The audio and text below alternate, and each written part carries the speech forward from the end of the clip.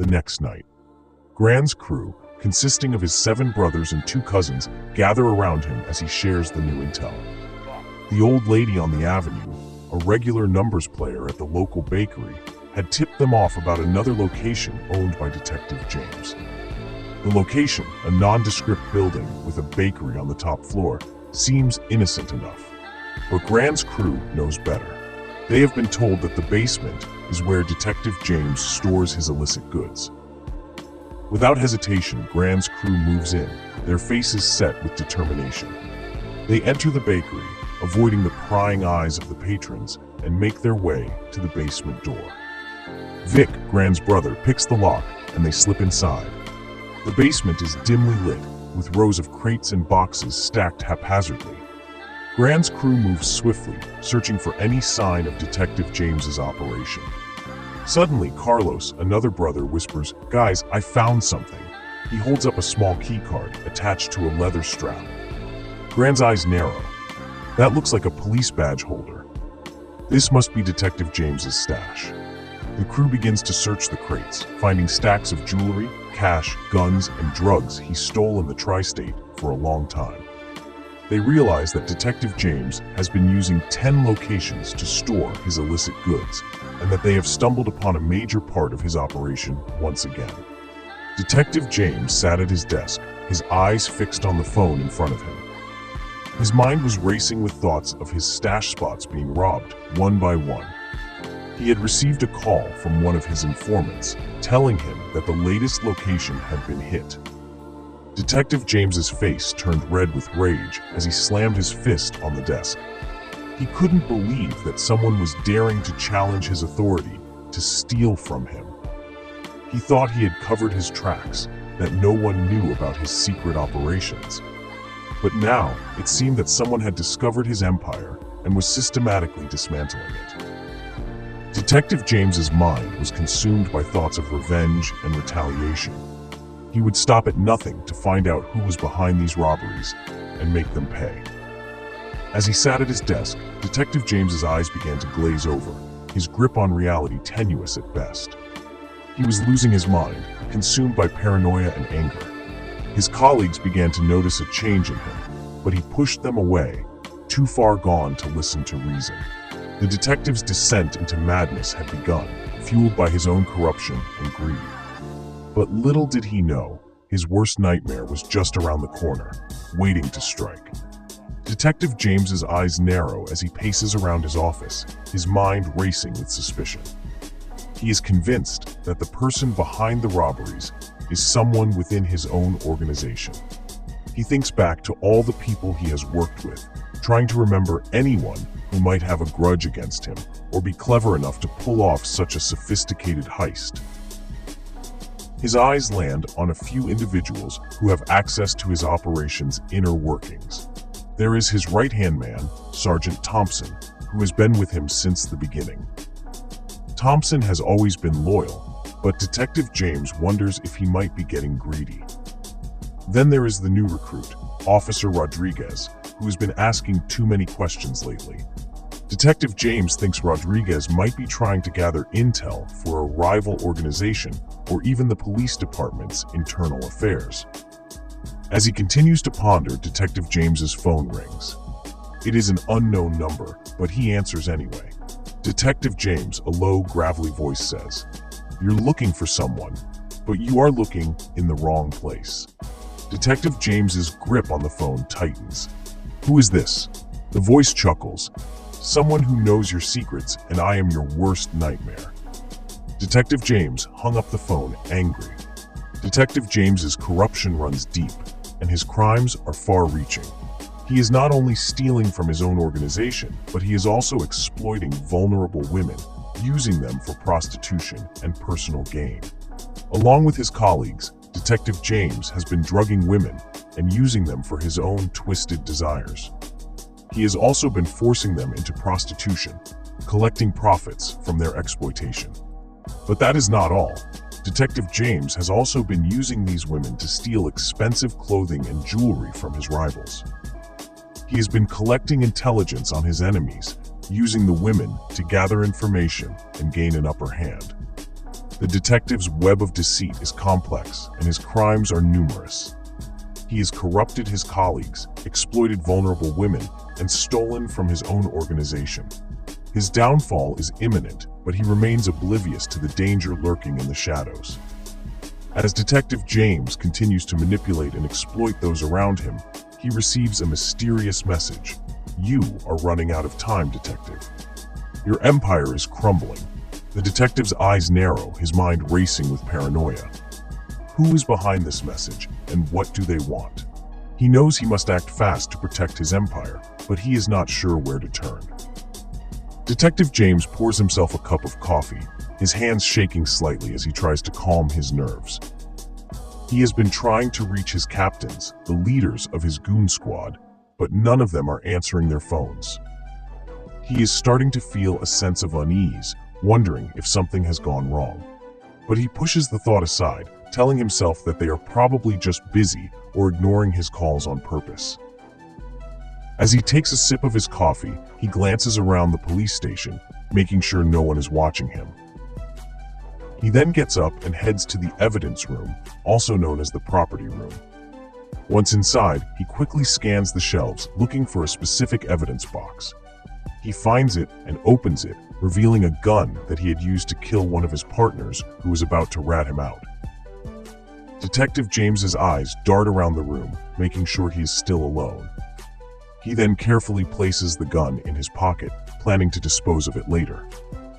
As he turns to leave, he hears a noise behind him. He spins around, his heart racing, but there is no one there. He tells himself it is just his imagination playing tricks on him. But little does he know, Grand and his crew are closing in on him, and his world is about to come crashing down.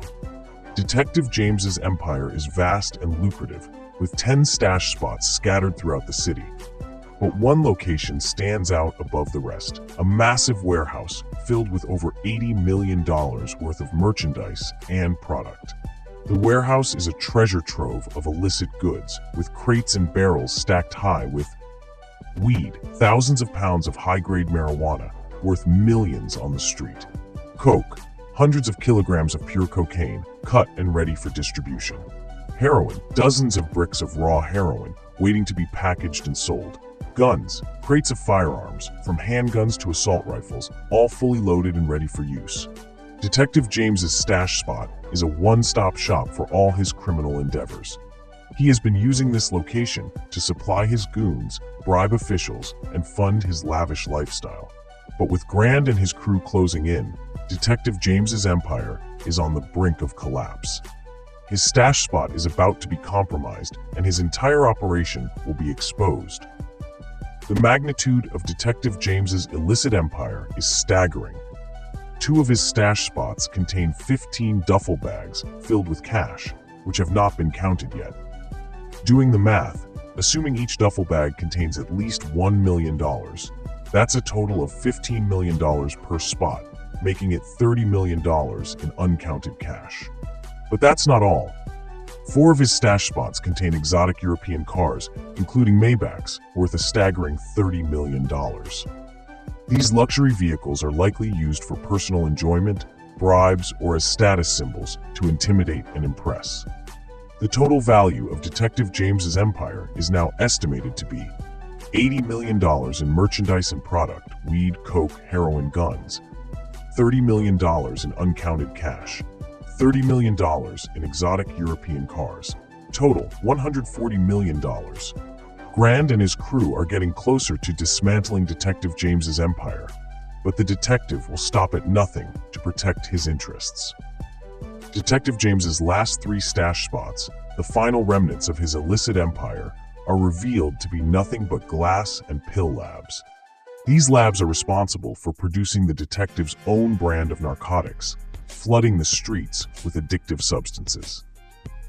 Grand and his crew, determined to bring Detective James's empire to its knees, set fire to the labs. The flames engulf the structures, consuming the evidence of the detective's crimes. The sound of shattering glass and the acrid smell of burning chemicals fill the air as the labs are reduced to smoldering ruins. Detective James's operation is now in ashes, his grip on the city's underworld broken. Grand and his crew watch from a safe distance, their faces set with satisfaction. They have dismantled Detective James's empire, piece by piece, and brought him to his knees. But as they turn to leave, they are met with the sound of sirens in the distance. The police are closing in, responding to the fire. Grand's crew knows they must disappear into the night, their mission accomplished. As they fade into the shadows, Detective James emerges from the darkness, his eyes blazing with fury and humiliation. He knows his empire is gone, and he has been outsmarted by Grand and his crew. Luna, the informant, is busy getting the women ready for the strip, styling their wigs and making sure they look their best for the night's events. She is chatting with them, trying to keep their spirits high, when her phone rings. She answers, and Detective James's voice is on the other end, yelling and cursing. Luna's eyes widen as she listens to his tirade. "Do you know who the fuck is doing this to me?" Detective James screams. "My empire is crumbling, my stash spots are being robbed, and my goons are disappearing.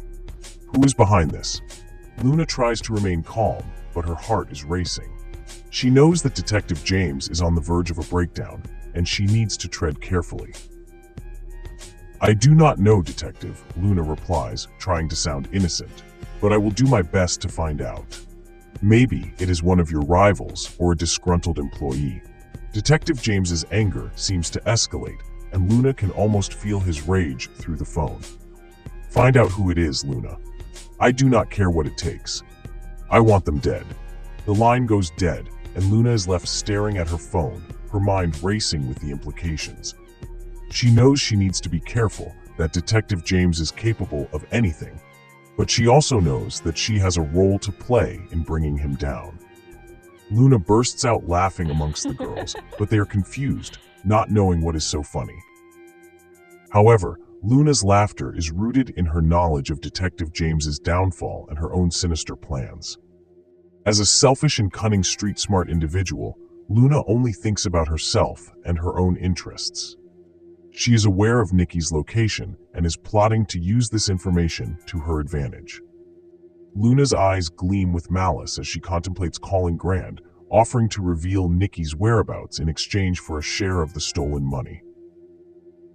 She knows Grand will do anything to rescue his sister, and she is willing to exploit this desperation for her own gain. Moreover, Luna plans to use this opportunity to set Grand and Detective James against each other, ensuring her own escape from the city's drama. She will play both sides, fueling their rivalry and watching from the shadows as they destroy each other. With a sly smile, Luna pulls out her phone and starts dialing Grand's number. The game is about to get even more treacherous, and Luna is ready to play her cards. Grand navigates the familiar streets of his hometown, the 8 to 9 towers, where his family built their fortune. He is returning to the city after a tumultuous divorce, seeking solace and refuge among the streets he once dominated. As he drives, whispers of his return spread like wildfire. Some old friends and allies cannot wait to reunite with Grand, eager to reminisce and potentially collaborate. However, his enemies also take notice, their animosity and resentment simmering just below the surface. Grand's phone rings, interrupting his thoughts. He glances at the caller ID, and his expression turns cautious. The name Her appears on the screen. Luna, the informant. Grand's instincts tell him to avoid her call, knowing she might be trying to gather information or lure him into a trap. He ignores the call, letting it go to voicemail. Grand's focus remains on his return to the city, reconnecting with old allies and potentially forging new paths. He is unaware of Luna's true intentions or the chaos that might ensue from her actions.